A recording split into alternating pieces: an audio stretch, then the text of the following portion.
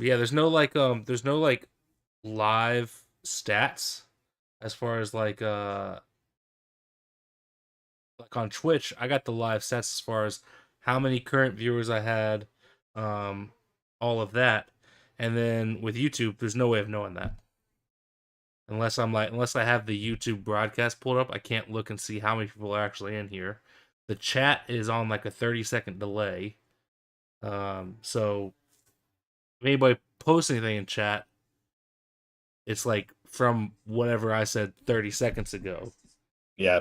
I don't know how bad It's the delay dumb. is. I can see that it's live, but I can't find the video of it being live. Oh, well, that's fun. Like I have the little red thing next to refresh YouTube, maybe. Yeah. I can see the little red thing that's like saying you're live, but the actual video isn't there. If you go to the channel and then go over to videos, it's in there. Oh, Yep. that's Another thing I don't weird. like. Yeah, it's stupid. I'm just not I'm not a fan of any of it.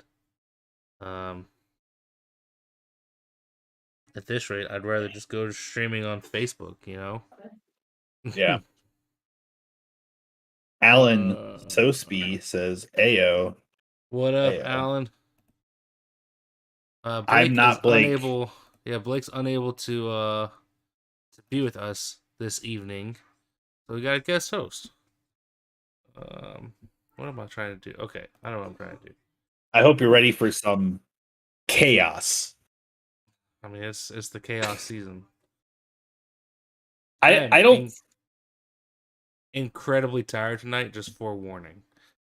I worked all day, so I genuinely don't know why I'm so tired. But I am. I worked a double. I got off work 10 minutes ago and came straight onto like my work desk is right there.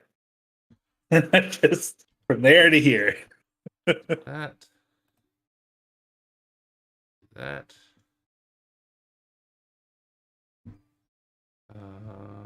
And we will this.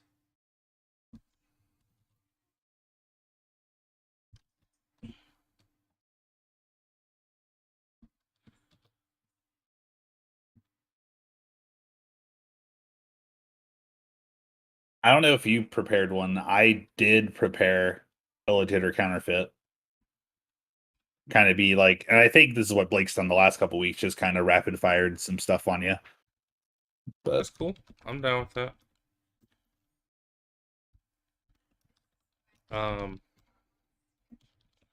Yeah, Blake sent over his picks and he sent over a legit counterfeit if we didn't have one. But since you got one, we'll just roll with Yeah. that. I did picks too. I didn't know if I was reading his or if I was doing my own or No, man, do your own. okay. You're Good, because full on guest hosting. there's some that I know that we'll agree on, and there's some I know we'll disagree on. Yeah, that's cool. That's fine. I'm just curious which or which. All right. I think we're good to roll. If you're ready. Yeah. Okay, let's do it to it. I'm gonna hit that old intro music.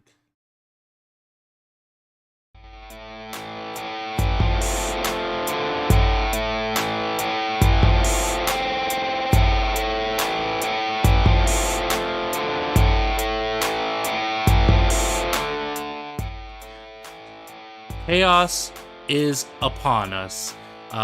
We had multiple massive upsets on Sunday in what is just going to be called chaos season.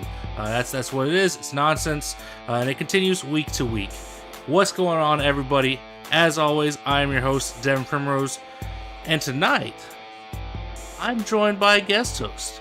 For those of y'all that were with us when we did our USFL podcasts, you know him. And if you don't know him, you're going to get to know him. He is the purveyor of peppery opinions, the host with the hottest takes, the Sultan of Spice himself, Mr. Peter Strauss. What's going on, man? Not much. You want to? I'm so glad that you mentioned chaos because this is why I'm here. This is why I'm here. Blake's gone. We got to disagree on some stuff. This is what Yeah, I'm I here mean, for. It's going to be chaotic. It's going to be fun. Someone's going to yell. Uh, you know, I Blake's going to feel listen like later, say some stuff he agrees with, some stuff he definitely doesn't agree with. That's, all over the place. feel like Ready to go.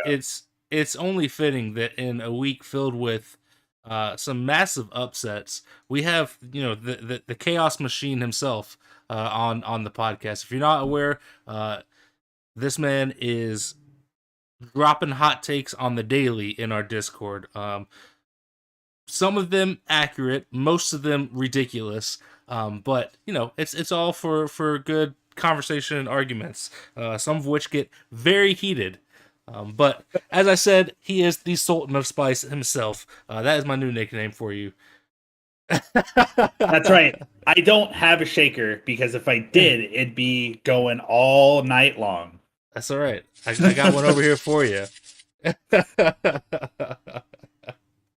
Oh man. Well, I say we just let's just hop right into it. Do you want to start with your best of the booth? You want me to start with mine? I'll start with mine. All right. Who you got I best of w- the booth? there were a lot of candidates this week for sure. Like you said, a lot of upsets, a lot of teams, defenses playing well that normally don't, offenses playing well that normally don't. If you want to talk about a team that last week I think most of us would agree was in the bottom five, the Indianapolis Colts coming back after having a few rough weeks. Even their win against the Chiefs didn't look good. They get shut out by Jacksonville. They lose to the Titans. They have probably the worst game of all time in football against the Broncos. And Matt Ryan, without his two top running backs, says enough is enough. I'm winning this game and I'm winning it big. And that is exactly what Matt Ryan did. This is the Matt Ryan we've been waiting for all season. Just throw his stats up. He was missing Jonathan Taylor and Nyheim Hines, so he had to throw 58 times. Matt Ryan's almost 40 years old, I think, something like that. He's up there. 58 passing attempts, completed 42 of them for 389 yards, 3 touchdowns, and no picks. That blows his averages from the first 5 weeks out of proportion. He was only throwing 275 yards a game. His total touchdowns coming into this week was 5 touchdowns with 7 interceptions, through none against the team that shut him out just 3 weeks ago. Yeah. An amazing comeback performance and maybe some momentum he can ride so that the Tennessee Titans do not win the AFC South again. Yeah. You mentioned him throwing 58 times. I would have thought that if Matt Ryan threw 58 times in the game, his arm might fall off. I think it is probably currently being held on with duct tape as it heals up for this upcoming week. But yeah, Matt Ryan, fantastic job. This is the guy we all wanted to see in Indianapolis. This is what we expected going into the season. This is why I picked them to win the South. This is why our good buddy Hayden, who was on our preview episode of the AFC South, picked the Colts to make the AFC Championship game. I want to say he even picked the Colts to make. No, maybe he didn't. I was gonna say I think he picked him to go to the Super Bowl, but I think he actually went with Buffalo because he's smart. But he did pick Matt Ryan to win MVP. That has not looked great through 6 weeks here. But who knows? There's still some time. Maybe if Matt Ryan can right the ship in Indianapolis, turn some things around, maybe he can make a run for MVP. But his game on Sunday was definitely a step in the right direction. Yeah, I think for MVP talks, he's going to have to basically win out and get yeah. a high seed, like no 4th or 3rd seed. He's got to be 1st or 2nd at that point. Yeah. Completely turn it around. If he wants to be considered for MVP, he's going to have a hell of a season from here on out. But this week, giving credit where credit is due, for somebody who hasn't been playing like everybody expected. We saw him this week. Hopefully it continues. So shout out to Matt Ryan. I like what you just said there. Giving credit where credit is due. That's a nice segue to my best of the booth.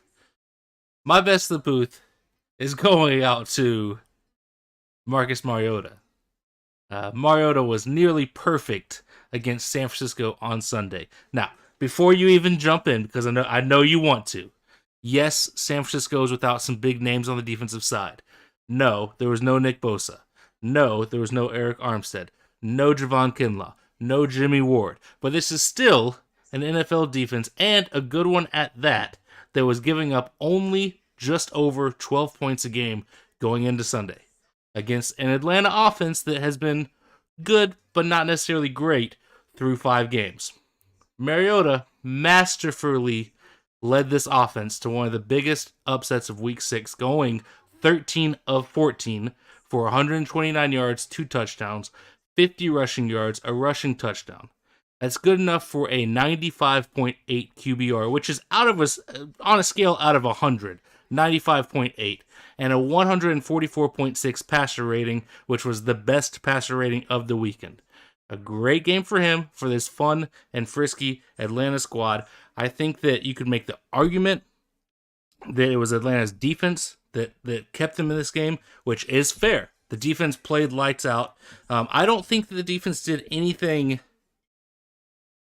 overly flashy. To me, like, it wasn't worth putting them best of the booth because there wasn't necessarily that flashiness to them. I think they just played well. They just played good football. They shut down San Francisco's rush, which has been a big key to San Francisco's success over the last few seasons, is their ability to run the ball. They shut that down completely. They were able to keep Jimmy Garoppolo in check back there, not let him make any big plays with his arm. And on the offense, like, this offense is led by the quarterback, who happens to be Marcus Mariota. Say what you want about this team, but this team could very easily be 6-0 right now, outside of a handful of things going against them. I just think that this team doesn't get the credit it deserves, and Mariota specifically doesn't get the credit he deserves. And some of that is fair because he has not played great, but this is a fantastic game from him, and I think that you just, like, you got to give credit where credit's due, man. I will say this. Marcus Mariota might be the best game managing quarterback in football right now. That's fair. Fair. But because the rest of his team's so good, like, you look at a Ryan Tannehill, like, Ryan Tannehill is one of those quarterbacks who, and maybe even Daniel Jones to a certain extent, their run games are so good they're able to make the big plays downfield later because they're so afraid of the run. Right. Mark is like, it's a good percentage and they're good numbers, but only 14 pass attempts is like a little, like, let's not go too crazy on the Mariota train. No, yet. I mean, that's fair. Like, I'm not arguing that he was the flashiest quarterback of the day. I mean, for goodness sakes, he threw less than a quarter of the amount of pass attempts that Matt Ryan threw.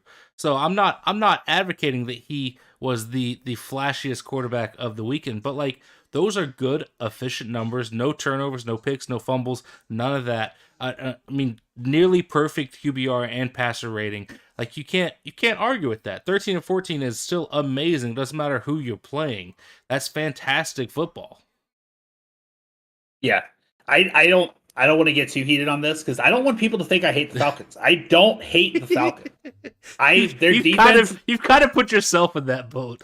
Their defense is playing great. I just like talking smack to Blake. That's a lot of it. 28-3 jokes are hilarious. Every single one of them. They will never get old until the Falcons can find a way to break that curse or win a Super Bowl. That is all they can do. Until then, every single one of them is funny. And as a Chiefs fan, I hate Marcus Mariota with a passion. So that's where the hate ends. The rest of the team, I like Cordell Patterson when he's healthy. I really want to know why you hate him specifically. Because they beat us in the playoffs when he caught his own deflected pass and dove into the end zone, and I'm mad about it. And I'm holding a grudge. Is that reason enough to hate a guy? I mean, if anything, that's a pretty impressive feat. Not when it knocks us out of the playoffs. Do you like Eli Manning as a player? I know you watch him on Monday nights. Do you like Eli Manning as a player? No, but I thought he was a bum player. There you go. It has nothing to do with, like. I don't think he's a good. I didn't think he was a great quarterback. He got by on his name alone, and like, don't get me wrong. Like Eli has 2 Super Bowl wins, and he did make good plays in those Super Bowl wins and the games leading up to them. But like, statistically, he was not a great quarterback. I mean, the dude threw, it seemed like 15 picks every single year. That's not great quarterback play, but is good enough for a Giant squad that had a solid run game, solid defense. So, I mean, I'm not knocking the guy for completing a pass to himself in one playoff game. I'm knocking him for an entire career of good but not great quarterback play in which people overrate. No, but it was his one good season so far. I'll put so far there because he's having a decent season right now. Right. But his one good season, he had to knock us out of the playoffs. And I know we've won a Super Bowl since then. I know we've been to 4 straight AFC championships that we've hosted since then. And you've gone to 2 Super Bowls and won one of them. But I was so mad in that moment. I haven't let it go.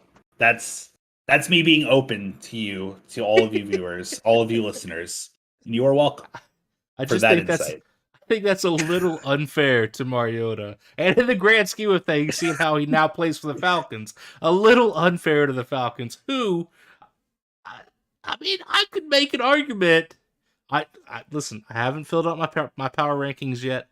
I don't necessarily want to go there yet, but I could make an argument this team's a top 10 team. I want to see them win more games first. I'm with you. I want to see them. It's the same with the Lions at this point. Like, I know I threw them in last week, but I was like rushing through that, and this week I actually like had to pull all of the teams up in their standings and be like, okay, what's actually happening right now? Because sometimes I just say things and then I have to roll with it because I don't back down from my opinions. Yeah, I mean, like I said, I'm probably not going to go there, but I think this is it's definitely in the top half of the league, this Falcons team. And I think if they go in on Sunday and beat a good Cincinnati Bengals team, I think that's going to turn some heads. I think especially if the defense can do what they did to Garoppolo and company, to Burrow and company in Cincy, like I feel like that's a statement. You can go out there and shut down Joe Burrow and Jamar Chase, T. Higgins, and all those, fun players. I mean that's a big statement win. Yeah, I agree. Speaking of wins and not getting them, my under review is just the Ravens blowing leads. The Ravens continue to just blow leads. On Sunday, for my under review, I'm just going to segue into this. On Sunday, the Ravens had their 3rd loss of the season. Coincidentally, it was the 3rd time this season that Baltimore has blown a double-digit lead. Up 20-10 in the 4th quarter against New York before 2 costly turnovers by Lamar Jackson. I've attributed a lot of their blown leads to a Baltimore defense that, quite frankly, I don't believe in. I think in their first blown loss against Miami back in week 2, that was probably a fair assessment. But in their week 4 blown loss to Buffalo, Lamar threw 2 picks, including a costly one on a controversial play call to go for it on 4th and goal, which resulted in an interception. Again, on Sunday, Lamar attempted to make magic happen on a bad snap that resulted in a pick deep in his own territory. That led to a Giants touchdown, and on the ensuing Baltimore drive, Kayvon Thibodeau had the strip sack of Lamar to win the game. That was the 5th 4th quarter turnover by Lamar this year. 5th turnover in the 4th quarter by Lamar. The Ravens as a whole have a minus 42 points differential in the 4th quarter alone. This is a team that could very easily, I just talked about Atlanta, very easily being 6-0. This is a team that even more so could very easily and arguably probably should be 6-0. Instead, they've given away 3 games late. I don't know if the issue is Lamar trying to do too much, or if it's the defense not making key stops late, or if it's bad decisions by Harbaugh, or some weird combination of the 3. But I do know that this is a trend that Baltimore cannot continue to do against championship caliber teams, and expect to compete for a Super Bowl this year. And this is a team that should, in all likelihood, make the playoffs. This is a contending team talent wise. But they can't keep doing this. The good teams will not allow it. You look at what they did against Buffalo. Buffalo, we all think is the best team in the league. Arguably them or Philly. But Buffalo was down 17 points, and you can't let a team that good get back into the game. The Giants down 10 points. You can't let a team that talented, that good. Yes, I'm saying the New York Giants are good to get back into the game. Like, you cannot do that against good teams. This is a worrisome trend for a fun Baltimore team. I've noticed a trend with the New York Giants also. If I can step into, like, just not taking anything away from the Giants. Like you said, the Giants are a good team. The thing I've noticed with having Saquon Barkley on my fantasy team, my undefeated fantasy team, by the way, for those listening, had to sneak that in there. He, it's Brian Dable, right? Is the coach? Yeah, yeah.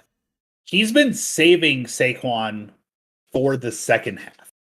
I've been noticing that because it seems like in the first half, like, he gets a few carries, he gets a few points, whatever, and then in the second half, they start doing a lot more of those crazy Wildcat stuff. He starts getting, all the carries, and I don't know if it's a thing of, like, trying to develop Daniel Jones, like, if that's his way of being like, we're not solely relying on Saquon. Like, you need to try to win this game.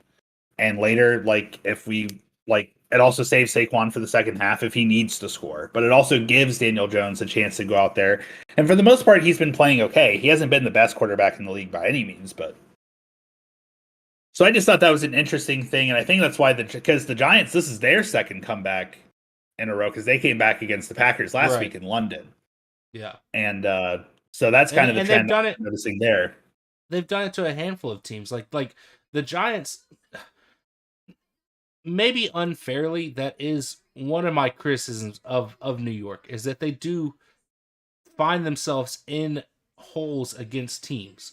And they find themselves having to claw their way back. And that's not necessarily a bad thing if you're able to do it, but you don't want to be down to a team, especially by double digits. And it seems like New York consistently finds that happening week in, week out. And that's why, to me, I still can't fully buy into this Giants team. They're scrappy, they're fun, they find a way to make it a game late, but I can't fully buy into a team that's going to work themselves into a hole in the first half only to climb out of it in the second half. I don't think that's good football. But it's fun, and like I said, they're comebacks scrappy. Are fun, yeah. They're scrappy. They have a lot of heart, and so I just want to see them. I want to see them get a lead on a team and keep a lead. That's my thing with New York. Yeah, and then Baltimore's having the opposite problem where they'll get ahead early. Yes, it's so weird because I just watched Red Zone, and it seems like the Ravens just score points, but then Lamar's stats don't always reflect it. Like, this week they were up 20-10, and Lamar only ended the game with just over 200 passing yards.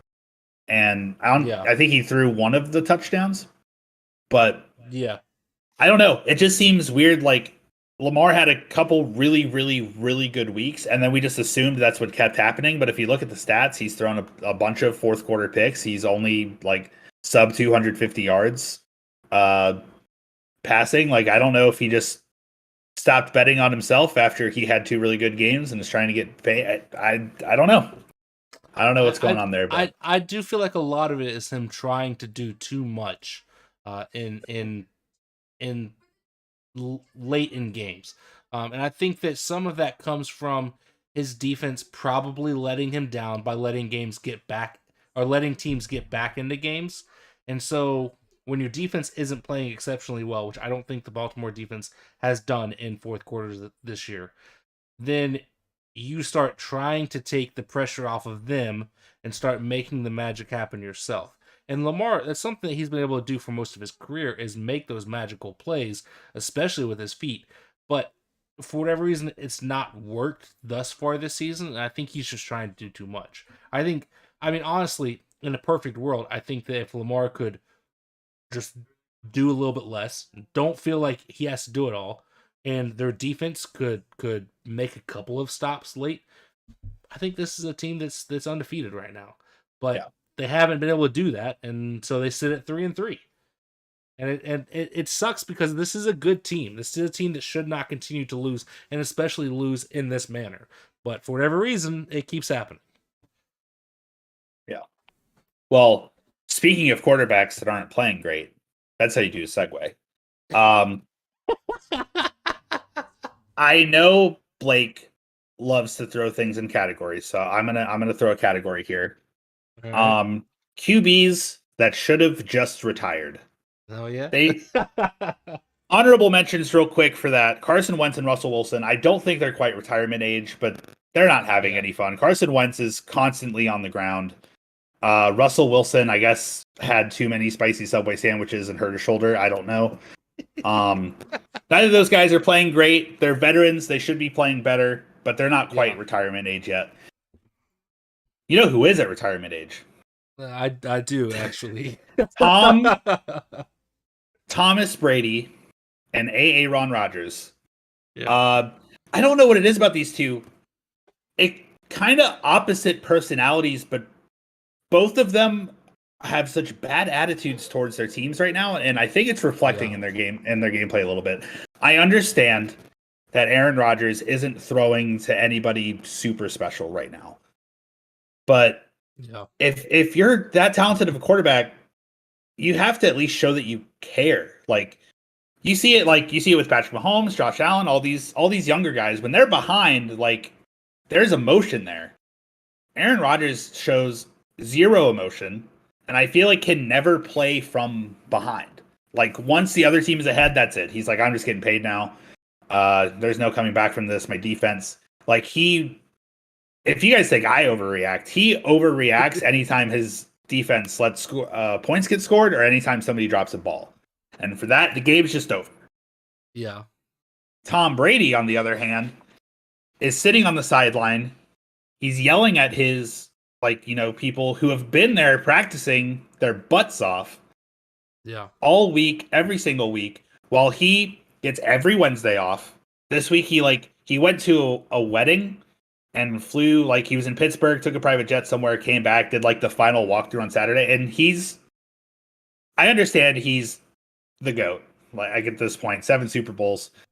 You're not necessarily worried about him practicing, but this is a whole new offensive line for him, I think, except for Wirfs. And you got to have chemistry with these guys to do well, and that's something he just doesn't have with them because he's not putting in the time. He doesn't have chemistry with his offensive line. He doesn't have chemistry with his wife and kids. And he's mad about it, and he's taking it out on his team. And it's reflecting in their play. Tom Brady, 25 for 40, 62%, 243 yards, 1 touchdown, and a fumble against the Pittsburgh Steelers, who without TJ Watt are not a great defense. Yeah. I mean, historically, they haven't won a game without him since he got there. This is his first now one. They have. His first win without TJ Watt. Aaron Rodgers, 26 for 41, 63%, 246 yard, 1 touchdown, 2 fumbles. Yeah. Doesn't care about anything. Doesn't even cut it. Have you seen his haircut right now? Aaron Rodgers? Listen, it's long on the sides, but not in the back. Don't bring the man's haircut. Don't have to. Don't kick him while he's down. That is a haircut of a man that doesn't care. And if they want to win games, Brady says he has something to prove, Rodgers might want to get paid more than 1 season. I don't know. But those two franchises have to do something about those two quarterbacks if they're going to, Packers already fallen behind. And then the Saints don't look terrible. The Falcons look like they could win more games very easily. Falcons can make a run of that division. This is easily. Not the gimme. These are not the gimme divisions that we thought they were going to be for these two teams. And these quarterbacks, these veterans, these MVPs have to step up and act like adults. For them, I mean that's completely fair. Yeah, Packers already in a 2-game deficit in the North. 2 games behind the Vikings, who have a very good team, probably one of the best teams, especially one of the best teams in the NFC, but maybe even one of the best teams in the entire NFL. They're not doing themselves any favor losing to the New York Jets of all teams. And don't get me wrong, like the Jets are very similar to Atlanta. I think they're a fun team, a frisky team, and have the same scrappy energy to them that their counterparts, the New York counterparts, the Giants have. I think this Jets team, I said it going into the season, I think they have a lot of talent, a lot of potential talent. And it just hasn't all been there yet. And maybe it's starting to click, and maybe they're starting to get things rolling, and they're going to make some noise this year. But they were 3-2 going into this game. Like you shouldn't have lost, especially in the manner that Green Bay lost to this Jets team. At least put up more of a fight.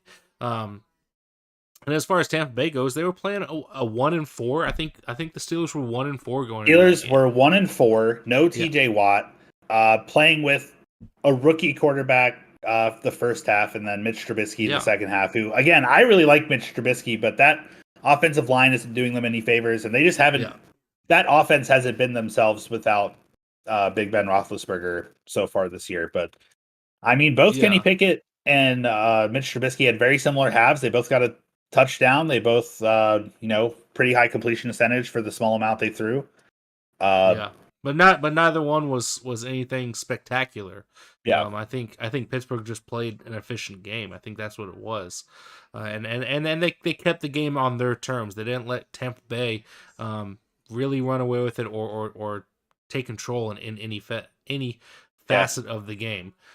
Pittsburgh just kind of did their thing. Brady had all of his receivers except Julio Jones this week, but Julio Jones hasn't played. He played one game, so. Right, that's what you get with Julio now. So I'm with you, man. I it's tough for me to say that Rodgers should have retired. I think really what Green Bay is missing is just that big play threat, man. Like Devontae was that for so long for that team.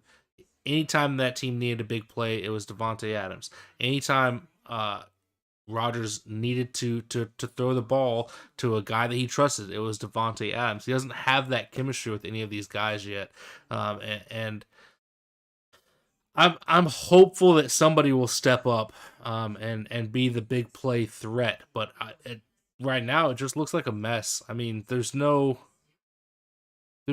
good happening offensively currently. Yeah. And the defense doesn't help. The defense is allowing 27 points to a New York Jets squad that's led by Zach Wilson. Like, this is a defense that on paper should be probably top 5 defense, and they're playing like a bottom 5 defense. It's been awful. I just think those playmakers start with the attitude of the quarterback, and if you drop a ball and Aaron Rodgers says, "Okay, I'm never throwing to you ever again because you dropped the ball," I mean, you're not wrong. Yeah, that's you don't get another shot. So, I mean, I going back to week 1, I said it in week 1 that first offensive play of the season to the deep ball to Christian Watson that went through his hands. If he had gone back to him on the very next play, they had him open again downfield, and he decided not to go to him. And look at what Watson's doing now. He ain't doing nothing for them. Ain't doing nothing. That could have started off that kid's career in a huge way, and now he's just kind of floundering on an offense that in general is floundering. So yeah, you could be onto something. I definitely can't argue with that. Aren't I always onto something? Well, let's cool it over there. What we got for a legit or counterfeit? Okay. This is going to be a little bit of a rapid fire because I've been having some great Thursday night naps, and I decided to look ahead and see, is anybody going to be on Thursday Night Football worth watching at this point, right? You look at the past, for Al Michaels and Kirk Herbstreit, I sure hope so, because those guys, those are great commentators, and they've got to be bored out of their freaking minds having to watch those games. I want to say it was this past Thursday night. that there was some play that went through one of the receiver's hands, and Kirk Herbstreit was talking about how, oh yeah, if he had just made this adjustment, that's a touchdown for sure. And Al Michaels says, "God forbid." like like that's literally the way it's been. And I mean, I hate it for Amazon. I hate it for those guys. I hate it for us as fans. It kind of seems like that might continue though. Like I'm going to go through the rest of the Thursday night games because the ones in the past, like besides Chargers Chiefs, there hasn't been any great ones. The Steelers Browns was decent, had a weird ending. Bengals Dolphins murdered Tua. Colts Broncos worst game of all time. Bears Commanders probably the second worst game of all time. Yes. So I'm gonna keep going. We're gonna skip week 12 because that's Thanksgiving. There's 3 games that day, and I don't think any of them are on Amazon. So coming up this week, Saints Cardinals, legit or counterfeit? Are you excited for that game? Counterfeit. Counterfeit. All right. Yeah. Ravens Bucks. I'd say legit. I mean, I think there's stuff to watch there. I don't know if it'll necessarily be a great game like we want to see with these primetime matchups, but I think it will be a good game, especially after a slew of bad ones. Okay, fair enough. Legit. I agree with you there. So, like, looking at the rest of the games, that's like one of the top ones for sure. Eagles Texans. Counterfeit. I mean, it'll be fun. It'll be fun to see that Eagles team in primetime again, but not against. Probably a blowout or a lot of mistakes on the Eagles. As much as I think the Texans are improving, not good enough to, I think, hold their own against that Eagles team. Falcons Panthers. I think it's another blowout game. So that one to me depends on how deep into the fire sale of the Carolina Panthers we are. If Christian McCaffrey's still around, if DJ Moore is still around, and if Baker Mayfield is back by then, maybe things could get interesting, especially with the new head coach there. But I'm probably leaning more towards counterfeit. Gotcha. Yeah, same here. Titans Packers. Again, of the ones on the list, is kind of up there, but also I don't think one the of Titans... the better ones. I mean, I'm still probably going to say counterfeit. There's nothing overly exciting about either one of those teams. Neither of them are top 10 teams. So, right. Yeah. Bills Patriots could be fun. Yeah, I'll say legit. I'll say legit. Yeah. If Bailey Zappi's still there. Yeah. Well, I mean, even if Mac Jones is back, I mean, we know what kind of quarterback he is, and you look at the 2 games those guys had last year. Like, I think that could be a fun one. Vegas Rams. Here's the trend I'm seeing. The games that we think are going to be good games, besides Bills Pats. Saints and Cardinals have both played good some games, have both played bad some games. Yeah. Ravens Bucks both played good some games, both played bad some games.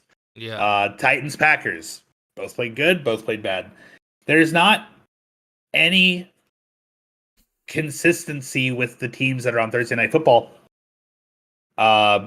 which is, I guess, kind of the point I'm getting to here. We can keep going, though. Yeah. Raiders, Rams. Could be fun. Probably one of the better ones. I'll say legit in hopes that by that point the Rams have figured something out. Because I think that could be a good one. Well, the Raiders. I mean, look at what the Raiders did on Monday Night Football last week. That's true. They didn't play this week. Yeah, they always do. That was still a good game. It was still a good That's something the Raiders have done. It seems like almost every week. They've been in every single game. They just haven't been able to finish them. Yeah. Niners Seahawks. By that point, could be really fun. Week 15. Yeah, I'll say legit for that. Jags Jets could also be really legit fun by week 16. Yeah. And then week 17 is the last Thursday Night Football game. Cowboys and Titans. Titans being the only team on Thursday Night Football twice. potentially could be fun, possibly legit. Probably more counterfeit, but possibly legit. So at this point, with all these games that Yeah. nobody's looking forward to, Yeah. is Thursday Night Football worth it? I mean, it is. Despite I it being, I despite it love being watching bad football. football, despite it being bad football, we're all still tuning in and watching it. So, yes, from a purely financial standpoint, it is worth it. But is it worth our time? Probably not, but there's a lot of things that we tune into that aren't worth our time. I That's mean, true. if we're being honest. Some people are listening to us right now, so But you right. like, I mean, you can't. I think it really has more to do with all of these games on paper, for the most part, don't look like or didn't look like terrible games 3-4 months ago. Yeah. Like they all looked like, for the most part, decent games. This one coming up on Thursday, Arizona and New Orleans. These are two teams that a lot of people had high hopes for. A lot of people said New Orleans was a Super Bowl contender. Me and Blake called those people crazy because they are. But on paper, if people think this is a legit contender, then this should be a good game because Arizona went 7-0 to start the season last year. Like they should be a good team. But I don't think it's gonna be anything special because of where those two teams are at this year. So there's a lot of like when you're making these schedules, you can't know that. I mean, you're kind of going based off of what happened last year, assuming that the teams are going to be similar, or like in the Broncos case, assuming that a team that was as talented as this Denver Broncos team looked a year ago, they get a competent quarterback in Russell Wilson. They look terrible, but on paper, they were the darlings of the offseason. Everybody loved this team and the moves they made and assumed that the Broncos were going to be fantastic, make a run at the West Division, potentially make a run at a Super Bowl in a stacked AFC, and they look terrible. And we're all sick of seeing the NFL shove Russell Wilson and the Denver Broncos down our throats, but there was no way of knowing that 6 months ago when they made the schedule. They have one more primetime game at some point because they play the Chiefs on Monday Night Football, I think, at some point. But they do, and they also have a London game at 9:30. So while it's not primetime, but it is the only football game on TV at that point. Yeah. It makes me sad because I like watching football, and then none of these games are really like, oh man, I'm excited to I'm staying awake for this game. No, just pass out. But historically, that's the way it used to be on Thursday. Like when they first introduced Thursday Night Football, for a couple years there, it was duds every single week. It was bad, and then it seems like over the last maybe 2 or 3 years, it's almost changed to where the Thursday night game has been one of the best games of the week. And then now this year, I think we got spoiled to that. But I do wish that for Sunday night and Monday night games, because Thursday is a little difficult logistically to flex, but I wish the NFL would implement better flexing earlier in the year for Sunday and Monday night games. Because, like I said last week, there's no reason that Bills Chiefs games should not have been a primetime matchup.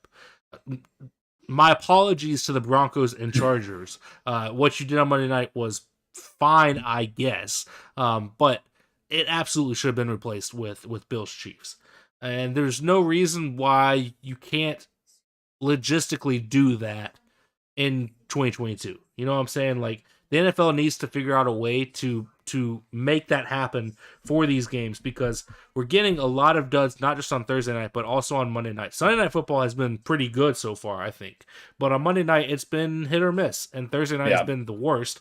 And like I said, logistically, because it's in the middle of the week, because, you would be cutting out literally 2 or 3 days of prep time for a team by flexing them to Thursday night. It's tough to do. It's kind of a logistical nightmare. Thursday Night Football in general is kind of a logistical nightmare, but flexing Sunday Night Football and Monday Night Football is absolutely something they should look into. Yeah. And there are some injury implications with having the short week too, like the Tua thing. If he got, not concussed, quote unquote, in the game against the Bills that Sunday, The back injury. It's only a short week. If they had had a full week, if they played Sunday instead of Thursday, maybe they would have evaluated him more instead of just like, Yeah. hey, like we have a game Thursday, you got to practice. I don't care how bad your head hurts. I don't care if you're falling asleep out there. You're Yeah. playing Thursday night. You know what I mean? And I'm Yeah. wondering if the games aren't worth watching, is the risk of that injury, like potential injuries building up, worth it? And I know to the NFL it is. I'm just Yeah. I bringing mean, up I'm bringing money up talks. chaotic points. Yeah. I'm just Yeah. bringing up chaotic points here and pointing out that for some reason the light at the end of the tunnel for Thursday night football is Bills, Patriots, and Jags, Jets. I mean, listen, we're gonna have Thursday Night Football for the next, I don't know, decade now, because I think I want to say Amazon signed on for 10 years. I think that's what it was. It was a lot. I know they paid out the butt, and it was a ton of years. So we've got it for a while. And I mean, I like having a game on Thursday. I liked it.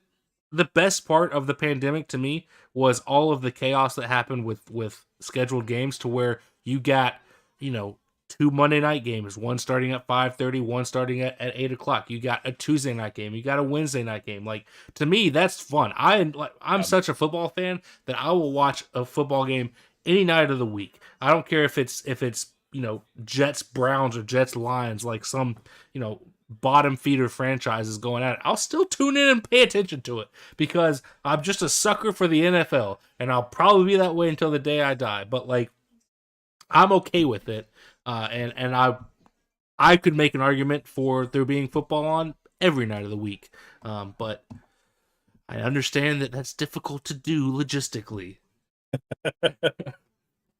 It made fantasy difficult. Oh, it was All definitely very those difficult games. for fantasy, for sure. The Especially waiver when you wire had, goes through Wednesday, but there's a game tonight. Oh my God. especially when you had the Wednesday night games.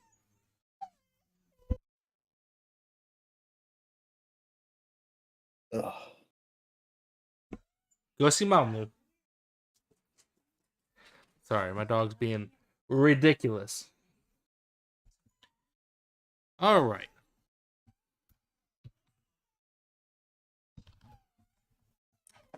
Well, I say that we put week 6 in the rear view and turn our attention to week 7. And hey, man, let's get picky with it. Nah, nah, nah, nah, nah, nah. Picky with it. Get picky with it. Get picky with it. Get picky with it. You miss my remixes. You miss my remixes. You know it. Not your finest work. But starting us off on Thursday Night Football, as we just talked about, over on Amazon, we have the New Orleans Saints heading out to the desert to take on the Arizona Cardinals. Currently, the Cardinals are 1.5-point favorites. I guess that's fair. I don't know what to make of either one of these teams, to be honest. I don't think the Saints are good at all. And I do think the Cardinals have some talent. I believe they're getting DeAndre Hopkins back this week. This is week 7, 6-game suspension. So yes, DeAndre Hopkins should be back this week. I think getting a playmaker like him is going to be a step in the right direction for this Cardinals team that has a lot of question marks. Has not been working out for them. Things have not been clicking for whatever reason. But I do think that on Thursday night, they walk away with a win against the Saints team that is just not good. I don't think that there's any redeeming qualities of this Saints team. So I'm going with the Cardinals. Probably will be a close one, but going with the Cards. Who you got, man? Do you know? Have they said yet if Jameis Winston is coming back, or are they riding with the Red Rocket? That is a good question. Let me check the injury report. Because there is one. For some reason, I think the Saints have looked infinitely better with Andy Dalton at quarterback than they have with Jameis Winston. I actually agree with you. If you look at their losses from the last few weeks, they were ahead of the Bengals until the very end, which the Bengals are a good team. They were ahead of the Vikings until the very end with some weird ref calls in London. Again, they probably should have won that game. Alvin Kamara being back to those games too. Still can't find the end zone for my fantasy team, but he's still, he's getting hundreds of yards. Like literally, what was their last win? I can't remember, but that game he had almost 200 scrimmage yards. This week he had like 120, 150 scrimmage yards. Like they're moving the ball very well with Andy Dalton, kind of more game managing style quarterback than they are with guns out Jameis Winston. And also, pretty sure new Call of Duty comes out this week. If it didn't just come out. Which is very important. Important. So technically, Friday is the release date, which means I believe. Yeah, so he's just gonna try to rush out of the game and get. I don't know when. I don't know when early access begins for people that pre-ordered it, but you might be onto something with that. I did not think about that. And last point, the Saints are trying to make history here. It's Bird Gauntlet time. It's gonna happen. Saints, they've already beaten the Falcons. They've already beaten the Seahawks. That's what I couldn't think of. They've already beaten the Seahawks. Those are their 2 wins. They've lost to every other team, but they are beating the Birds this year. DeAndre Hopkins missed 6 games. They're not going to have Marquise Goodwin. Robbie Anderson's not going to be ready yet. So they only have him, Zach Ertz, and Rondale Moore, maybe. Yeah. Kyler Murray's going to be rushing through this game, get home by midnight to play Call of Duty. Give me the Saints in this game on Thursday night. I mean, you make a lot of valid points. I almost want to root for the Saints to beat the Cardinals for the Bird Gauntlet. However, I know that any hopes and dreams that they have of running that gauntlet are going to come crashing down in Week 17 when they have to face the Philadelphia Eagles in Philly. So that's what's crazy is they lined up that way because that's going to be like the final boss that you have to defeat. Or maybe the Eagles are resting people by then. In week 17, maybe they've already won the conference. If they've gone 15-0 up until that point, which as I discussed last week is a very real possibility for that Eagles team. But if they've managed to go 15-0 up to that point, they might be. And if that's the case, history might be made this year by this bum New Orleans Saints team. But I almost want to change my pick now, but I'm gonna keep it the Cardinals. I'm gonna keep it the Cards. For reference, Blake did send me his picks this week. I know he picked the Cardinals. He also picked the Cardinals because he will never pick the Saints ever. No, I get it. He yells at me for being biased, but then picks against the Saints every week. So I get it. That's cool. I do think the Saints have some very fun pieces on offense. If they get Michael Thomas back, they have Chris Olave, sure. they have Alvin Kamara. Yes. Again, I like Andy Dalton more. What they don't have is a competent quarterback. But I agree with you. For whatever reason, Dalton has looked more comfortable in that offense and running that offense than Jameis Winston did. I wanted him to beat the Bengals so bad, that revenge game. I wanted it so bad. Well, let's move over to Sunday, where we have the struggling 3-3, mediocre 500 Green Bay Packers heading in to Washington to face the Washington Commanders. The big news of this game is that Carson Wentz has been ruled out. I believe I saw that he's going to be out for 4 to 6 weeks. He has a broken finger on his throwing hand, which I'm not a quarterback, but I can't imagine it's very easy to throw a football with a broken finger. So what we get in this game is Mr. Heine, Taylor Heinicke himself. This might be the most excitement I have for this game in a game in which my team is playing. I'm more excited about the old Heine man taking the field because I, as we all know, am the conductor of the Heine train, and I'm proud of that. Currently, though, Green Bay on the road, playing in Maryland, are 5.5-point favorites over this Commanders team. And I think that's being way too generous to a team that just lost to the Jets 27-10. I think that line should be a lot closer, if not maybe even in favor of the Commanders, which maybe I'm giving away my spicy take of the week. But I have the Washington Commanders beating the Green Bay Packers. Woo! Who you got, man? Woo! I thought I had some spicy takes today, but man, listen. I'm on the Heine train just as much as you are. I thought he looked good the last couple seasons, especially when he sat behind Alex Smith. He almost beat Tom Brady in the playoffs the year that they went to win the Super Bowl. Yep. I like Taylor Heinicke a lot. I don't think they'll look better with Heinicke because he'll be able to escape some of those sacks that Carson Wentz falls over on. Yep. I don't think it'll be enough to stop the Packers. I just don't see Aaron Rodgers and Matt LaFleur losing 3 in a row. I don't see it happening. I don't think there's anything where like the Jets at least and the Jets and the Giants both gained some really good defensive pieces this year that kind of like were able to help with those comebacks, get those turnovers and all that kind of stuff. The Commanders have none of that.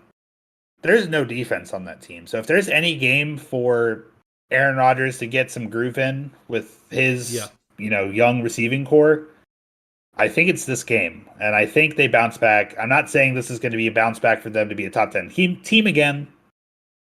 I just don't see them losing 3 in a row to 3 teams that nobody expected to be good this year. And the Washington Commanders are definitely a bottom 5 team. I'm not disagreeing with any of that. I do think that the Packers are absolutely a better team than 3 and 4 would say about a team. I don't think that. I'm with you. I don't want to see Rodgers and LaFleur win or lose 3 games in a row. I think that would speak volumes about the state of this team. And if they were to lose to the Commanders, you could make a big argument that they're a bottom 10 team in the league. But here's my thing is that if that struggling, awful Green Bay defense can make in back-to-back weeks, Daniel Jones and Zach Wilson look like competent quarterbacks, then Taylor Heinicke is going to go out there and have a freaking field day against that defense. Because I personally think that Taylor Heinicke is a better quarterback than both of those guys. All last year, we talked about free Danny Dimes because he's more talented than what New York has given him to work with. And I agree with that. Daniel Jones is a good quarterback. Zach Wilson, I don't believe is. But this Green Bay defense just made both of them look like solid starting quarterbacks. And I'm here to say that for the whole last year, I've been conducting the train to make Taylor Heinicke the starting quarterback in Washington and give this kid a chance for the heart that he has out there on the field. Does the talent always come through? Absolutely not. But he has heart and passion. And that's the same thing that the Jets and Giants have. And they just both beat this Green Bay team. Now you got Heinicke back there leading this Commanders team. I think things are going to look drastically different, especially on the offensive side for that Washington Commanders team. I think that, honestly, when Carson Wentz gets back, I think the entire Washington staff is going to say, Carson who? Like, the difference that you're going to get with Heinicke versus Carson Wentz is going to be night and day. And I could very much eat all my words next week after Heinicke goes out there and completes like 10 passes out of 30 attempts and goes for like 100 yards and throws 3 picks. That could very well happen. I don't see it happen. I think this kid has a lot of talent, and I've been advocating that he gets a chance, and here's his chance against a struggling Green Bay defense. So I think that everything kind of lines up perfectly for Washington's offense to make this, at the very least, a close game. I could see the Packers winning this. I'm not going to say that the Packers are absolutely losing this game. Packers are a talented team. There's a lot of talent on both sides of the ball. They should absolutely compete in any game that they're in, if not blow out opponents such as the Commanders. But I just think that this team is spicy with Taylor Heinicke back there. So I'm rolling with them, man. Listen, I hope I'm wrong. I like Taylor Heinicke a lot. I honestly hope I'm wrong too.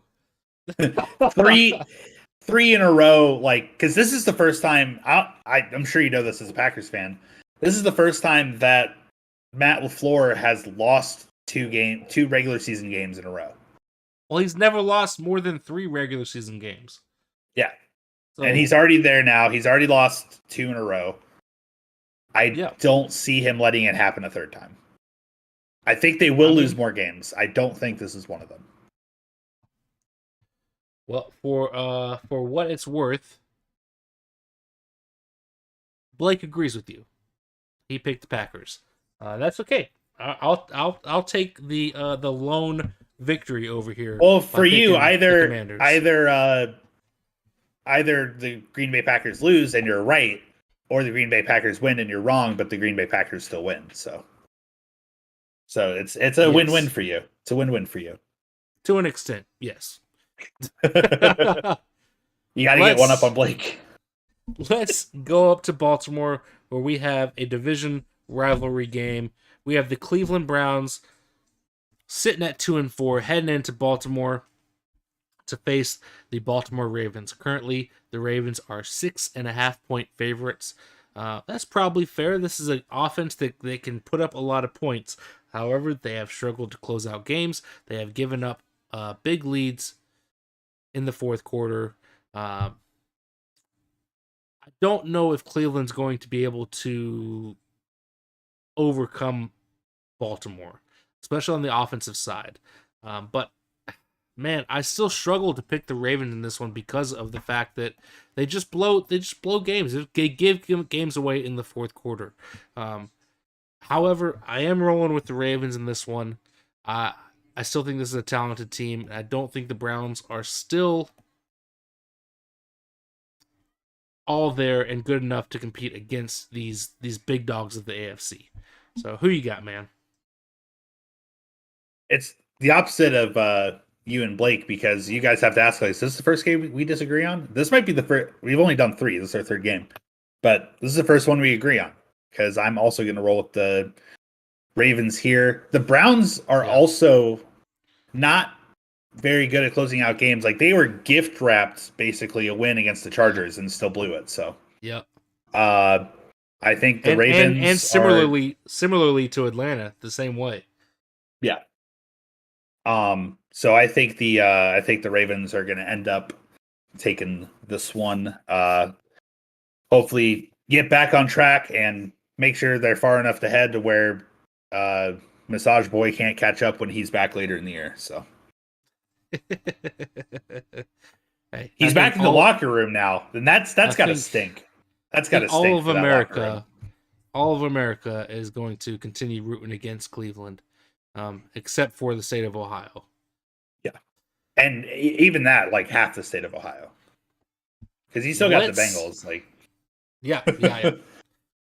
Well, let's move over to another AFC North team. We have the Atlanta Falcons traveling up to Cincinnati to take on the Cincinnati Bengals. Both these teams sitting at 3-3. Probably, you could argue, might be a little bit better than the record. You could also make an argument they might be a little worse than that record. I think they're 3-3 is probably about right for both of these teams. But currently, the Bengals are 6-point favorites. And when Blake sent me his picks, he wanted to point out that he feels that line is incredibly disrespectful. And I tend to agree with him. This is a Falcons team that just blew out the San Francisco 49ers, beat them 28-14.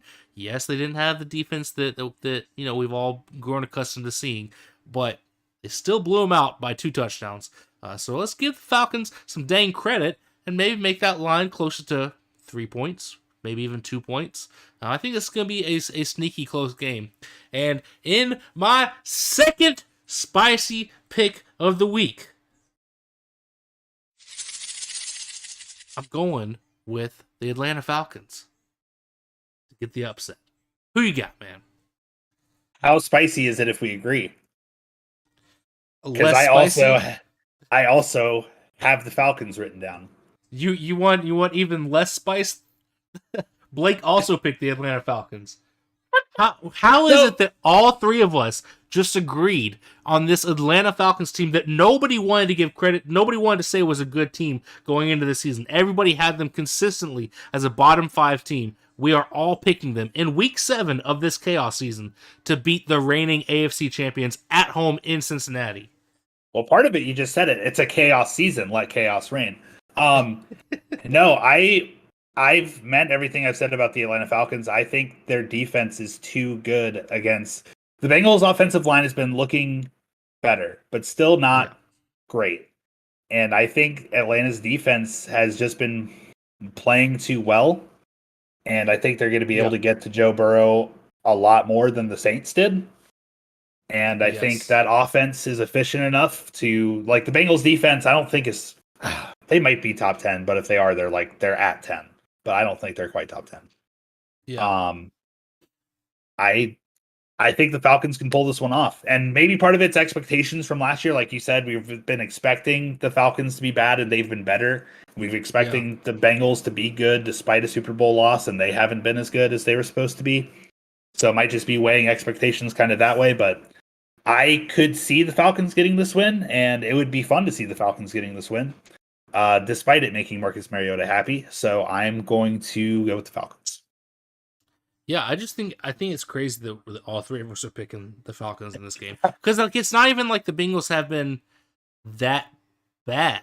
They haven't quite looked like that team last year that made that run, but they haven't looked awful. I think they've shown at times that they have that same team that got them to the Super Bowl last year, but it hasn't been consistent. But this Falcons team, there's just something to like about them. I will say that the big storyline in this game is the fact that Casey Hayward is on IR. I think he was placed on IR either yesterday or today. So he will be out of this game, which is a big loss to the secondary. AJ Terrell is also a little banged up, which when you're facing Jamar Chase and T. Higgins, that's a big deal. But Falcons have been able to have that next man up mentality all season, where the next guy, second, third stringers, they get out there, they still get the job done. And yeah, I just think it's crazy that we're all picking them. Yeah, I think the Rams definitely showed in the Super Bowl, and some other teams too, but the Rams showed in the Super Bowl that if you can get to Joe Burrow before Jamar Chase or T. Higgins have time to get open, then it doesn't matter how banged up your secondary is. So and the Bengals, I think Grady Jarrett can do that. Yeah, the Bengals offensive line has still been a little bit of a liability for them. It's been better since, I think I put them under review like week 2 or week 3. It's been better since that happened. I'm not saying I had anything to do with it, but maybe I did. But it's been better. It's still a liability. I don't know if they've played any great defenses since then either. Like they played Miami, who like had a couple really good games, and now all of a sudden their defense isn't looking great again. Yeah. The Saints don't have a great defense. The Ravens don't have a great defense. I'm sure I'm missing somebody, but I can't think of it right now. But yeah. Let's Booth Review Pro Falcons confirmed. Well, let's go over to Big D, where we have the Lions from Little D, Detroit, heading down to Texas to face the Dallas Cowboys. Currently, Dallas are 7-point favorites. I guess that's fair. The tough thing is, like, you and I especially, I think me and you have been more pro Lions than anybody else. We know what this team is capable of, especially on the offensive side. That offense has looked amazing outside of one game against the New England Patriots. This is going to be a tough task for them against this Cowboys defense, though. This Cowboys defense is one of the best in the league. They've been able to hold teams outside of Philly to only one touchdown a game. I think the Lions are going to have a difficult time, man. And I've got to go with the Cowboys in this one. I don't like doing that. I want to pick the Lions, but I've got to go with the Cowboys. And before you even give your pick, Blake gave me his. He also picked the Cowboys. And in his little notes, he said, LOL at Peter gonna pick the Lions. So let's see if he is accurate in that statement. Who you got, man? Okay, hear me out. How I already don't like the way this is going. Did you watch most of the game last night? The Eagles Cowboys? I watched probably a little over half of it. Okay. So you know how last year, when the Bills beat the Chiefs in the regular season, and Blake for the rest of the year was like, "Oh, the Chiefs' offense is they're figured out. They just put two high safeties, right?" I think the Eagles have just shown us how to beat Micah Parsons. Possibly. I don't know if Jared Goff is the guy to do it, but if you're mobile enough, just don't block him. Just read him. That's all the Eagles did. They took all the blockers off him. Micah Parsons came up, and they just ran RPOs. And Jalen Hurts was just able to read him and either run away or get the ball out. And that's all they had to do to beat Micah Parsons. And you know, MCDC standing up, he's like, fight his kneecaps.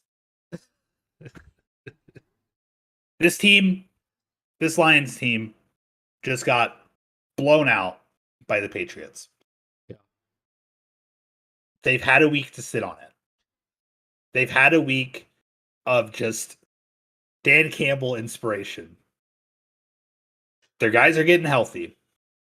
They're coming back. They're coming into Dallas, to the home of America's team, and they are upsetting the Dallas Cowboys. Give me the Lions. I don't care what you say, Blake. I don't care. I don't care about your LOLs. Your little your little high school notes to Devin. Don't care. Give me the Lions. It's tough, man. Like I want to be with you because again, like I feel like maybe even more so than any other non-Lions fans out there, me and you have been more pro Lions than I think just about anybody, especially anybody in the media. And I want to be with you because I believe in this Detroit team.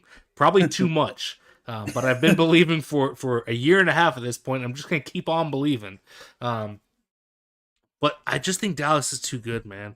I mean, you could be correct, and I think that Dallas or Detroit's offense is definitely capable of putting up points on this Dallas team for sure. That offense is pretty stacked, but that defense is such a liability. It's such a liability. And when I believe, I'm not 100% sure of this, but I believe Dak Prescott potentially will be back for this game. A little rusty with a hurt hand. Yeah, but I think that offense is automatically better when you have Dak Prescott in there versus Cooper Rush. Cooper Rush got the job done for 4 weeks, 5 weeks, whatever. Hats off to him. He did his job. But Dak Prescott is the starter there for a reason. He's a much better quarterback. And I think that offense is much scarier with him there, and that defense of Detroit will not be able to slow them down. However, I will say this. If we go back to week 1, where we saw the Dallas offense for most of that game, they looked bad against a Bucs defense that is good but not great. So that gives me a little bit of faith in Detroit. If I'm remembering correctly, because I talked to our friend Dalen a lot. He hangs out, talks with us in the Discord. He's in fantasy leagues with us. Yeah. He has CeeDee Lamb on his fantasy team, and we talked about it a bit, how excited he was to have Cooper Rush be quarterback for the Cowboys, because for some reason, not saying that the Cowboys are better with Cooper Rush, but for some reason, even without Amari Cooper, Dak doesn't seem to be favoring CeeDee Lamb. He was throwing to Noah Brown all that first game. And then Dalton Schultz, who might still be out, I'm not sure. But that might just be part of it. That might be Dak's not throwing to his biggest star, and it's causing some issues there. They only played one game, so it's hard to be sure. We'll have to see how they continue, but that's just kind of and I would the say trend. part of that is probably Tampa Bay focusing on shutting down CeeDee Lamb because he really was their only big threat in the receiving game in that game. I want to say Gallup was injured still Yeah, he was out to week start, one. and so really it was CeeDee Lamb and not really much else. So they might have been honed in on just stopping him, and that might be why his numbers were down in week one. But we'll see. We'll see what happens. That could be an interesting thing to follow for sure. I will say this though: if you're in Dallas, tickets are $23 this game. What are you doing? Like, go watch these two teams play. Yeah. Oh well, they Yeah. got like the standing, like where we stood for WrestleMania. Yeah, But the stand like those, that's not bad. I would stand for that game. I would stand that for that game too. Like, just go hang out, go enjoy a good game, because I do think this will be a good game. I think it will be a close game, and I want to pick Lions, but I can't. I just can't. I mean, you could. I just can't. You picked the Commanders to beat the Packers. You can pick the Lions to beat the Cowboys. Let's move up to Nashville, where we have an AFC South division rivalry game. We got the Indianapolis Colts coming into town to take on the Tennessee Titans. I don't know what to make of either of these teams. Tennessee are 2.5-point favorites. I think that's fair. I guess they're at home, but these two teams have been so inconsistent. I don't know who we're going to get week in, week out. They've shown a lot of good at times. They've shown a lot of bad at other times. I don't know what is going to happen. But I picked the Colts in this one. I think some of that might be recency bias with them coming off a nice big win on Sunday. A good game for Matt Ryan, as we discussed earlier. So I'm picking them to keep doing it against Tennessee, which I don't know anything about. That's how I feel about Tennessee. So who you got, man? Wasn't the week 5 matchup also Colts Titans? Like, did Titans get a break and then just come back and play the Colts again? Week 4. Week 4. So okay. So yeah. Because week 5 was the game I want to forget about for the rest of time. Yeah. And the Titans won that game by 7 points, 24-17. Gotcha. I'm with you though. I think the momentum of getting like it's weird like where to place the Jags right now too, but the Jags also might have had a couple cursed games because they haven't won a divisional game on the road in a very long time, and also haven't beaten the Texans in a very long time. So that might just be some more cursed BS. Maybe the Jags are still good. Who knows? But to get shut out by the Jags and then come back 2 or 3 weeks later and just have that fire in you to come back and do that. I think they can do that to the Titans as well. The Titans have been sitting at home, just watching everything happen, and the Colts are living it in the nitty-gritty, building their confidence, building their momentum. Give me the Colts. I never thought I'd be picking the Colts again this year to win a game, but yeah, it feels they earned it. They earned it this week. It feels weird to pick the Colts, and Blake went with the Titans, and I don't blame him. The Titans could very easily win this game, I think. But really, looking at the Colts, they had the stinker in week 2 against the Jags where they got shut out. However, I certainly mentioned it at the end of the year last year when the Colts went down there and blew the playoff chances by losing to Jacksonville. And I think I mentioned it back a couple episodes ago that the Colts historically are awful in Jacksonville for whatever reason. They've lost. Yeah. I believe this was either the 10th or 11th time losing in a row down there. Yeah. When I did like my schedule predictor, like even before the season started, that was a game I had them losing because I knew there's some trends that just keep happening. It was the same. Some trends stopped. It was the same reason I had the Bucks losing to the Saints twice. Obviously, didn't happen. But sometimes those stick. There's no quantifiable way to explain something like that happening. But it's similar to New England. New England, even all the years they had Tom Brady, they still historically struggled to play the Dolphins in Miami for whatever reason. They couldn't do it. And very similarly, Indianapolis going down to Jacksonville, they struggle every single time. They've lost 10 or 11 times in a row now. I don't even remember what the count is. But so you take away that game, this is a team that's gone 3-1-1 with their loss and tie being against divisional opponents that know them well in the Tennessee Titans and Houston Texans. So I don't know what to make of it. They beat the Chiefs, who we all think is a top 3 team in the league. They beat the Broncos, who are talented, even though they continue to struggle. And they beat a very good up-and-coming Jags team. Like, I think the Colts have a decent record. Like they're not as bad as they have looked in certain games. I think a lot of people want to say that the loss to the Jags and the tie with the Texans are indicative of what this team is. And I don't know if that's necessarily the case. I think that they're starting to get things rolling and starting to get things clicking. And I think if they can win against Tennessee on Sunday, that's a big step in the right direction. That'll be 3 wins in a row for them, and they'll head into Washington to face maybe a Commanders team with new life with Taylor Heineke, and that could be an interesting game to follow. But I'm rolling with the Colts, man. Yeah, I'm with you there. The Colts. This next game should be a pretty easy one for all of us to pick, although I don't think any of us will like picking it. But we have Tampa Bay Buccaneers heading up the road to Charlotte, North Carolina to take on the Carolina Panthers. The Bucs are 11-point favorites on the road. That's 100% fair. This Panthers team is a mess right now.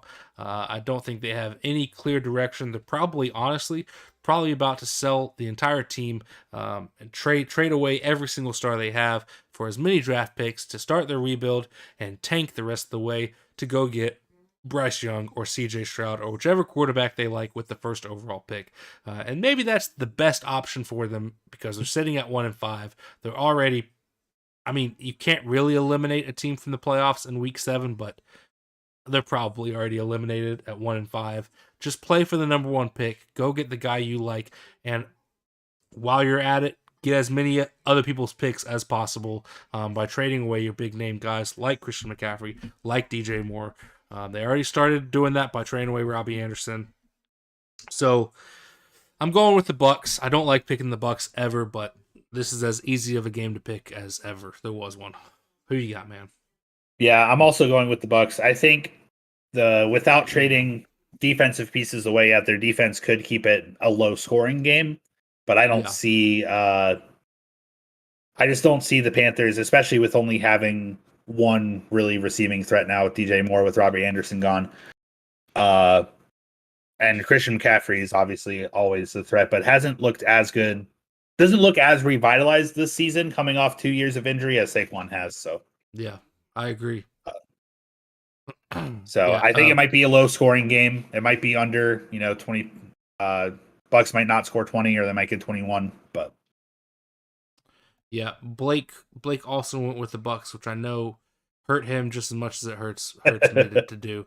But again, I hope I'm wrong, but yeah, I don't think I am. That's the thing. But let's move over to this. Honestly, this could be game of the week. I think it's definitely maybe the spiciest game on the schedule.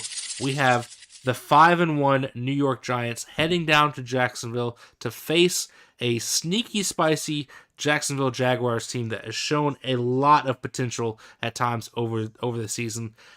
Haven't put everything together yet, but I think these are 2 fun young teams in the NFL to follow currently. And this I think might be the most disrespectful line of the week. Currently, the Jacksonville Jaguars are favored by 3 points over the 5-1 New York Giants that Vegas continues to not give credit to. I can't really speak to that because I haven't given credit to them either all season, and I'm starting to come around to this scrappy young squad. So much so that I have the Giants over the Jags this week. Before you give your pick, me and Blake disagree. He picked the Jags, which I think is a spicy pick. I think the Giants are maybe the better team, but who you got, man? I think this definitely is game of the week. These are both teams with a lot of young talent. Saquon's a little older than the running back squad on the Jags, but a lot of young talent, especially at quarterback. Brand new head coaches that seem to be turning these franchises around. I think it's probably going to be one of the closer matchups of the week. Yep. I am going to agree with you and keep rolling with the Giants. Jaguars are favorited after losing. I can't take the disrespect. Just off that alone, I was still kind of on the fence. I was like, the Jags could bounce back. Trevor Lawrence had a couple bad games. But Vegas saying that the Jags are going to win after losing 2 games in a row, one of them being only scoring 6 points against the Texans? Yeah. Disrespectful. Yeah. Give me the Giants. Saquon, go score me a bunch of points. Disrespectful. Not happening. Yeah, and I mean, and this is a Giants squad that is coming off of 2 back-to-back wins over the Green Bay Packers and the Baltimore Ravens. 2 of the supposed best teams in the league. You're getting back-to-back wins over. Yes, they were scrappy wins. Yes, they both happened in the fourth quarter, but who cares? A win is a win in the NFL. And this is a team that, I mean, their schedule gives them a lot of chances to win. Very much like it's hard to write off a team in week 7. It's hard to also crown a team a playoff team in week 7. But I think I'm ready to go on record and say the New York Giants are making the playoffs this year. Yeah, I mean, especially with how weak the NFC is. I just had a thought while you're saying that, though. The Jags have lost 3 games in a row. They lost to the Eagles, they lost to the Texans, they lost to the Colts. 3 losses in a row. You're going to give them the favorites over the 5-1 team. A 5-1 team. Yep. That is insane. Yeah. I mean, I think it's insane that Blake's still rolling with the Jags, but I like the Jags. I will pick the Jags to win more games in the future, I am sure. Yeah. But the 5-1 Giants with possibly the best running back in the league right now and possibly the best new head coach. I mean, I think at this point Brian Daboll might have to be coach of the year front runner. Mike McDaniel looked that way for a minute there with Miami, and maybe it's unfair to him because I think if Tua was healthy, that he's probably still. If the Tua situation had gone better, I mean, I don't know how much of that is on Mike McDaniel, but I would like to think as the head coach, he has some say on who goes back into the game and to, Yeah, but what Brian Daboll has done with the Giants team that looked terrible last year, looked awful, and largely remained the same throughout the offseason going into this year, and what he's done with that squad that looked terrible and has made them look like an actual contender, and they're sitting at 5-1. Absolutely, he's got to be coach of the year front runner. The Giants are winning games with their top 2 wide receivers not getting it. Like Kadarius Toney and Kenny Golladay are supposed to be like their 2 top receivers. Maybe Slayton also, because Sterling Shepard's still hurt. Yeah. You don't hear Kadarius Toney or Kenny Galladay's name at all. I have no idea who Daniel Jones is throwing the ball to, but he's getting it done. Him and Saquon are getting it done. I don't think Daniel Jones knows who he's throwing to either. He's just like, oh yeah, you got a blue shirt on. We'll give it to you. Maybe that's why teal's kind of close to blue, so maybe. Yeah, got the colors mixed up there. Yeah. Oh man. From one New York team to the other, we have the 4-2 surprising New York Jets heading in to Denver to take on the struggling 2-4 Denver Broncos. You want to talk about disrespectful lines? Denver are 1-point favorites in this game. 1-point favorite. Nobody has given New York any credit, which, I mean, I guess is fair because for so long the Jets and the Giants have been bad. there's a lot to like on both of these teams. The Jets coming off a big win in Green Bay. I like them, man. I think this is a good team. I've been wanting to see this from the Jets because I believe in a lot of the pieces they have there. I think they've done a very good job of building that team, not just on the defensive side, but on the offensive side around Zach Wilson. And Zach Wilson has not played great, but he's played good enough.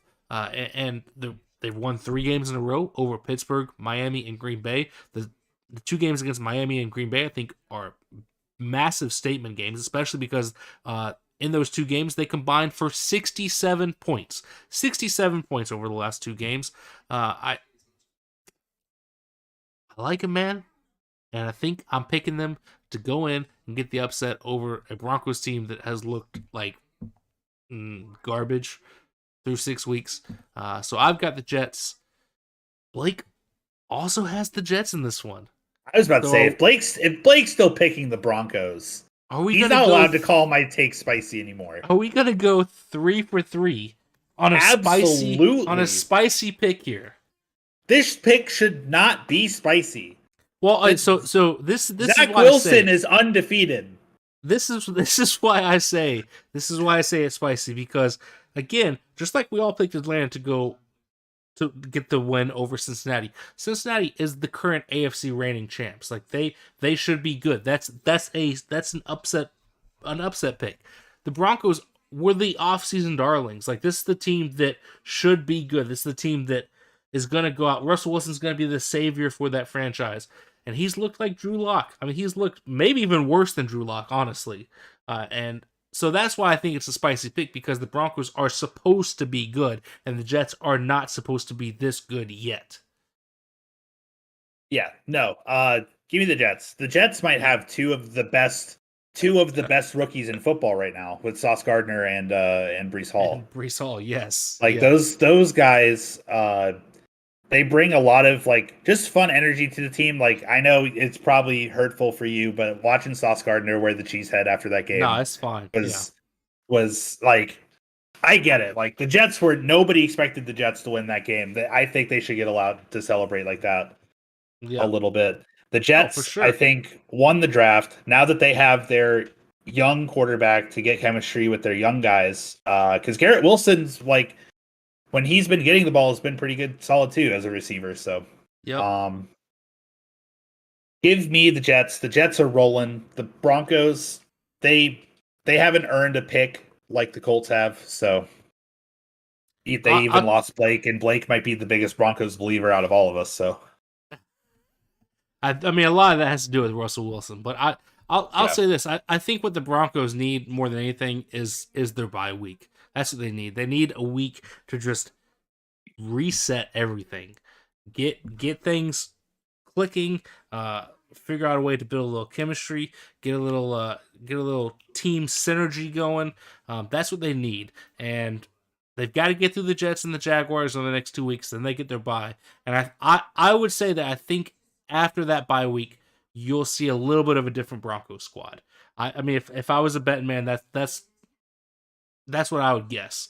I don't know with Hackett too. I don't know. I mean, that's true. I don't think Hackett's been a great head coach, but I don't know. I think that team is too talented to be as bad as they have continued to look.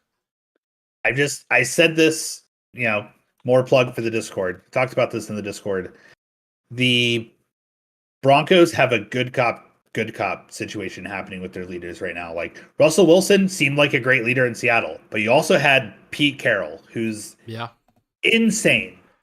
Somehow made one of the biggest trades of all time, trading one of the best quarterbacks supposedly in the league, and came out looking like a genius. Geno Smith has been great. Hasn't been a starter in 7 years basically. Yeah. And looks fantastic. Not even including the other pieces they got from that and all the draft picks they got from that. I think the Broncos are extremely frustrated, and I don't think the good cop dynamic of Nathaniel Hackett and Russell Wilson is going to fire them up or inspire them to to win more games at this point.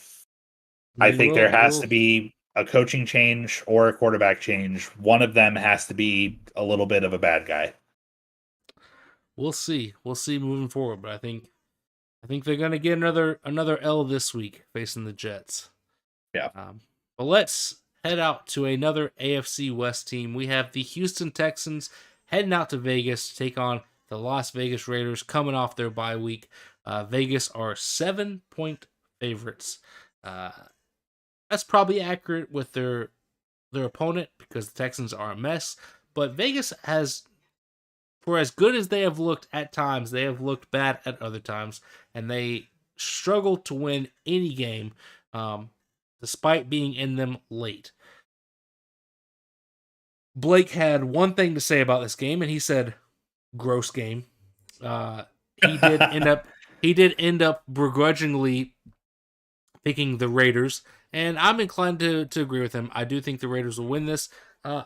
Here's what I hope to see from this team. I hope to see them come out off the bye week refreshed, getting things clicking, and come out and put on a show against the Houston Texans team that is not good. This is a Texans team that's 1-3-1 for a reason. There's nothing to like in Houston. It's a mess of a franchise currently, and I think the Raiders are absolutely talented enough to go out there and drop probably 40 plus points on them, and so that's kind of what I want to see from them. Do I think it'll happen? Probably not, but that's what I'm hoping for. So I've got the Raiders. Blake's got the Raiders. Who you got, man? It's such a weird one to pick because they both were on bye this week, so we didn't see either of these teams play in 2 weeks. Texans, their last game was against the Jags, got the win, I believe. Raiders, last game was that Monday night game. I feel like the Chiefs-Raiders game is kind of a trap because the Raiders always come into Arrowhead and make it super close and throw these bombs that our defense is never ready for because our defense is never good enough to be ready for them, especially when they have Devontae Adams. Yeah. And maybe things are clicking for the Raiders. Maybe it's just, the rivalry pumping them up. Whereas the Texans, I think Dameon Pierce is starting to grow into his own. I think Davis Mills is getting a little more comfortable. Not scoring a lot of points, but I'm going to go for the fun pick. I'm going to trust in the young guys over there in Texas and Houston. I'm going with the Houston Texans. Wow. Yeah. Well, that absolutely deserves some maracas shaking. Listen, I called you the Sultan of Spice for a reason, and I'm sticking with that nickname. I think that the Texans are 1-3-1, but they've had some really close games. Like they were coming back against the Chargers, who are one of the best defenses in football. Should be. They've had some weird games, but they were coming back against the Chargers. The Jags defense has looked great, and they were still able to get enough points to win that game. Yeah, I mean, don't get me wrong. Because of the world that we live in with this chaos season that we have, I can absolutely see the Texans winning this game. I just don't think they will. I just think that I think they're starting to click, and maybe the Raiders are too. But I don't. It's such a weird trap game for me. I think maybe it's just because of me being like a fan of the team in the AFC West that I just see that game as a trap from the Raiders, but. I'm going to go with the spicy pick. I'm going to take the Texans. I think Dameon Pierce, if he had started a little earlier, might also be in talks for one of the best rookies of the season so far. I think he still is, but he's a little late. Yeah, potentially. Well, let's move out to LA, and let me preface this game by saying tickets for this game are as low as $31. If you're living in LA, what are you doing not going out and packing SoFi Stadium for this game? I think this is going to be a fun one. I like both these teams. I don't necessarily love either one in its current state. But we have the Seattle Seahawks sitting at 3-3, flying their way down to LA to take on the Los Angeles Chargers. go fill that stadium if you live in LA, because this Chargers team is a good team. It's a fun team. And I cannot believe that tickets are as low as $31. I would absolutely be there if I lived out in California, but I do not. The Chargers are 6.5-point favorites. I think that's probably fair, mainly because of the Seahawks defense, but this Seahawks offense can put up points on anybody. Geno Smith looks like a revelation this year. Absolutely revitalized in that Seahawks offense, playing for Pete Carroll. I think there's a lot to like about Seattle. I just don't think they're quite there yet because of that defense. It's such a liability, and I think the Chargers' offense is skilled and talented enough to put up a lot of points. And what we could be in for, because of how the Chargers' defense has played lately, is something similar to that Seattle-Detroit game, where it's high scoring, a lot of offense. But ultimately, I've got to go with the Chargers. And Blake also picked... Blake did not also pick. Blake went the spicy route and picked Seattle. So, wow. Who you got, man? Wow. I did not expect to agree with Blake on a game that you did not also agree on. I'm taking the upset here. The Chargers defense has not looked as good as they're supposed to be with a lot of their pieces. Yeah. They're banged up. A few of them have come back, though, I think. But regardless, that defense, even with the pieces they still have, Derwin James and Khalil Mack shouldn't be letting the Texans score 24 points. Yeah. And almost make a comeback. That shouldn't happen. The Seahawks, doesn't seem like any defense really is capable of stopping them for too long. Even the Cardinals, I feel like the Seahawks surged late in that game to get a 10-point lead on this game this week. And I think Pete Carroll is definitely the better coach. We've seen Brandon Staley kind of getting into his old ways a little bit. Maybe not last night, but man, I just keep thinking back to how the Chargers should be 3-3 because Cade York missed a field goal. They handed that win to the Browns. Handed it to them on a silver platter. And this is what I said in the preview, that I think Staley is going to Staley away all of their hopes and dreams. And I think the Seahawks are built solely on hopes and dreams right now, and it's powering Geno Smith. And I think the Seahawks get the upset. I mean, I'm here for it. I can agree with that. It won't surprise me at all. But this is the kind of game I want to see Seattle go out and win. This is, to me, the Chargers are on paper top 3 team in the AFC. I think, to me personally. And so while the record might not agree with that, they are 4-2, I believe.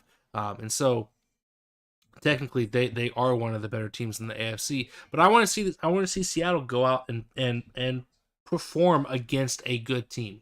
That's been my problem with the Seahawks team, is I don't think they've played really anyone of value. They got a win over the Broncos, a 1-point win over the Broncos. The Broncos are terrible. They then got a 3-point win over a Lions team that is also terrible defensively.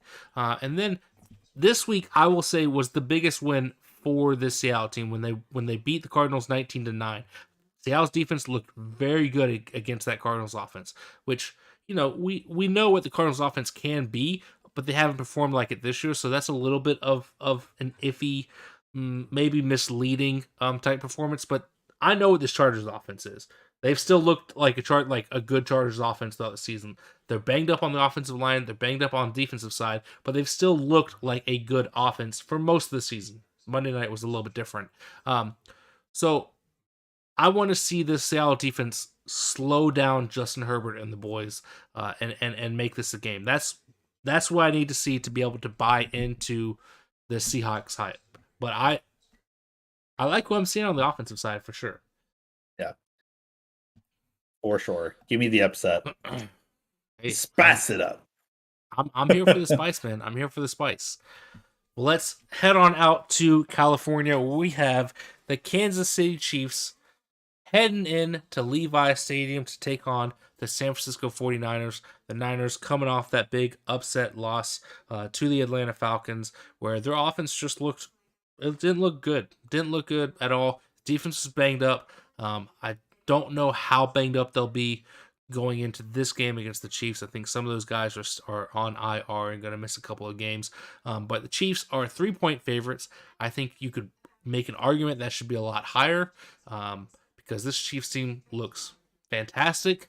And I think this is a pretty easy one to pick. I'm going to guess that we all have the same pick.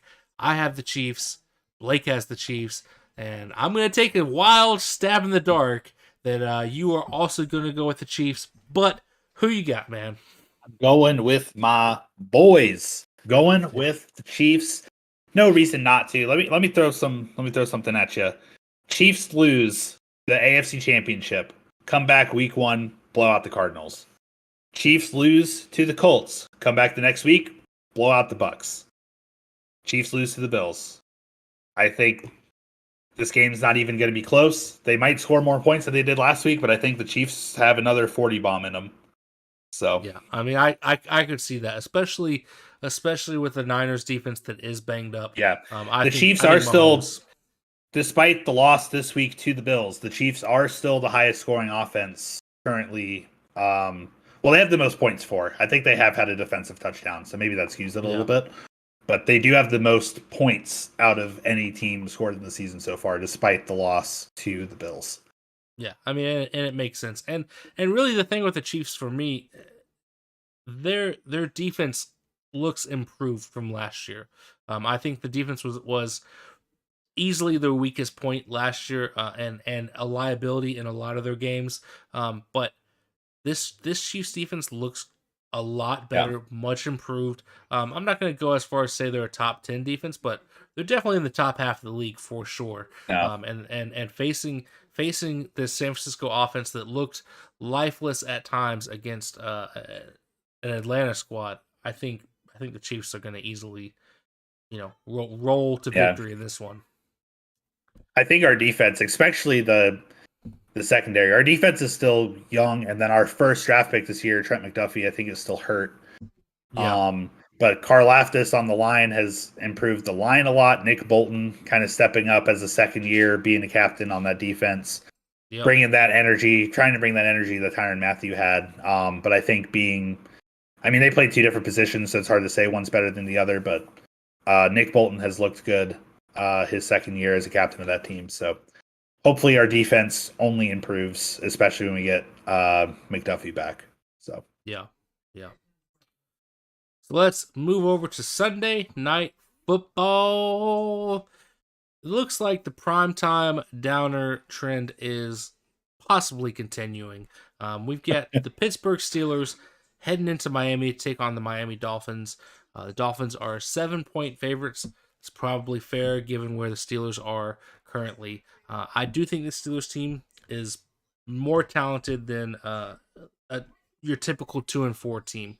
But I think that there's just a lot of question marks on the offense between Trubisky and Pickett. Neither has looked phenomenal, but neither has looked bad either. And I think that they're capable of going into Miami and putting up some points on a Miami defense that hasn't looked stellar the last couple weeks. But with Tua coming back, I believe he's coming back. I think that's the latest report I saw.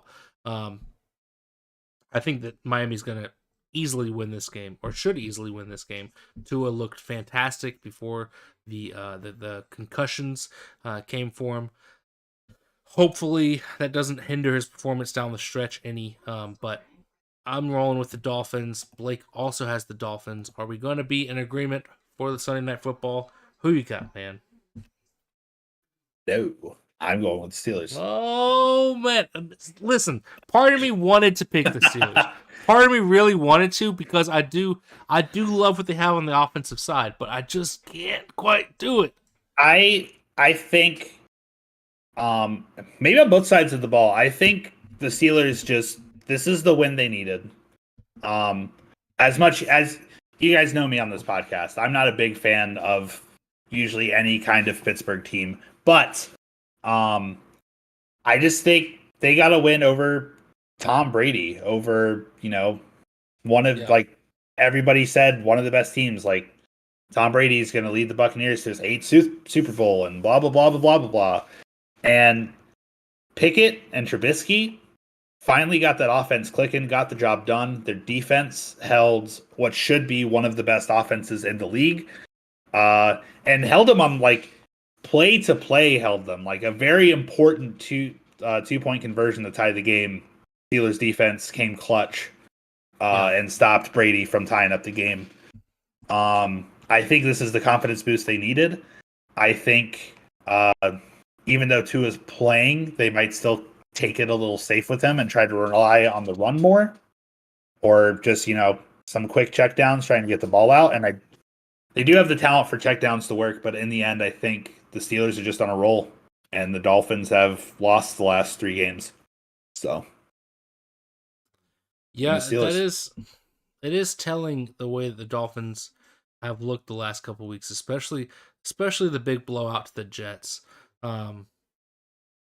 Yeah, man, which is nothing to do like that offense with somebody maybe could have came back and scored that many points, but the Jets might be good, but 40 points to anybody is not a good look for your defense.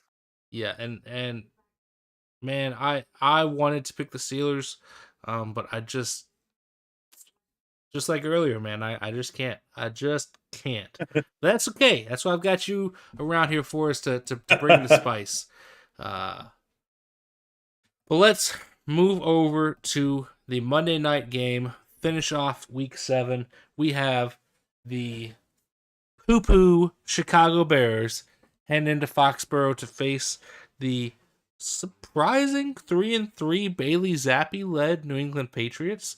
New England are 7.5-point favorites. That's probably fair with the way this team has looked with Zappi leading the offense. He had a great game on Sunday. I very nearly picked him for best of the booth. I kind of had to go Marcus Mariota just because of who I had as my co-host this week. But I've got the Patriots rolling in this one. I don't think the Bears are good. I think the Patriots actually are. Blake also has the Pats. I think this is a pretty easy one to pick, and unfortunately, probably another bum primetime matchup. But who you got, man? Yeah, we're not going to end on a spicy take here. I'm going to go with the Pats.